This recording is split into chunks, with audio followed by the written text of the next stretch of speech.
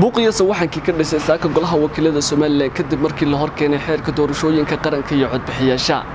kalfadhigan waxa gudoominaya gudoomiye ku-xigeenka labaad ee golaha wakiilada Soomaaliland Axmed Yaasiin Sheekh Cali Ayaanle xeerkaasi hor yaallay muddo golaha wakiilada Soomaaliland ayaa maanta loo ballansanaa in la ansixiyo hase yeeshee badiba xildhibaanadii ka soo xaadiray fadhigaasi waxay ganafka ku dhufteen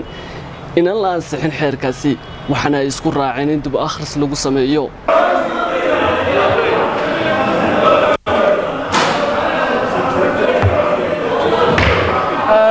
الله في سوايك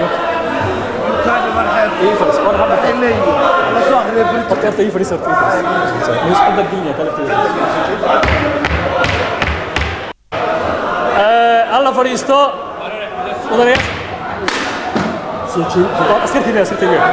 انا فارق كلاكس يا سوتشي الدنيا xildhibaan faarax oo kamid ah xildhibaanada golaha wakiilada Soomaaliland oo gacan ka hadal geystay ayaa fadhigaasi dibadda looga saaray xildhibaan faarax maxamed cabdille golaha ka bax golaha faarax maxamed cabdille ka bax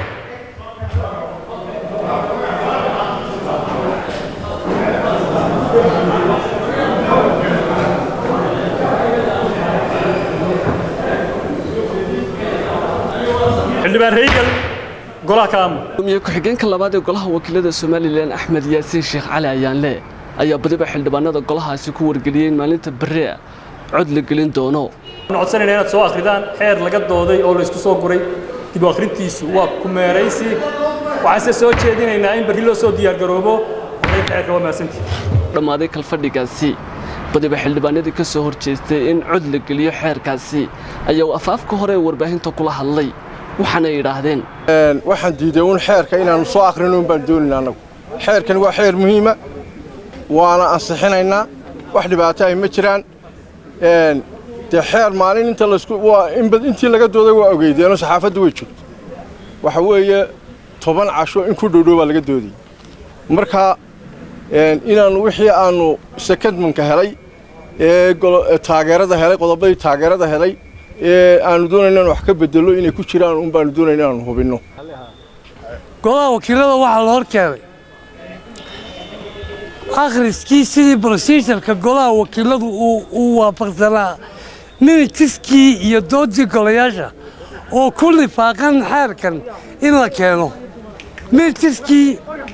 hadal qoraalkii golaha wakiilada iyo doodiisii lama soo bandhigin taasina waxay gelinaysaa daafurnaan la'aan golayaasha in codkoodii la tixgeliyey oo ay iska dhex arkaan procedure-kii golaha wakiilada ma waafaqsana waxa xusud mudan in saakaynaan ka soo qayb galeen xildhibaanada ka soo kala jeeda gobolada Awdal oo iyagu dabadda ka ahaa ansixinta xeerkaasi xabsi dabaare RTN TV Hargeysa